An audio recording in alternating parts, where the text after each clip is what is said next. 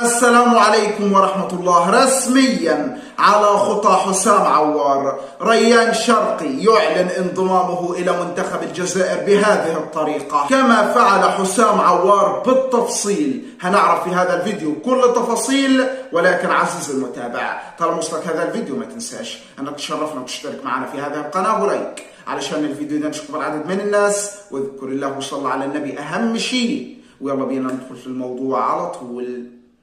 كما تتذكرون إخواني الكرام، حسام عوار حينما أعلن انضمامه إلى منتخب الجزائر كان موجود في الجزائر وزار الجزائر، وتناقلت كثير من الصحف الجزائرية والفرنسية صورا له وهو موجود بأحد الملاعب الصغيرة في الجزائر، الملاعب الخماسية، وهو يلعب مع بعض زملائه. وكانت هذه تقريبا أول أو ثاني زيارة له إلى الجزائر في تاريخه، وقال أنه جاء ليزور أجداده، ولكن الحقيقة هي أنه كان قد جاء للالتحاق بمنتخب الجزائر. وهذا ما سيفعله ريان شرقي بالتفصيل، حيث أعلن اللاعب أنه مقرب كثيرا من عائلة والدته، وأنها من مدينة بسكرة، وسيزور مدينة بسكرة في الأيام القليلة القادمة.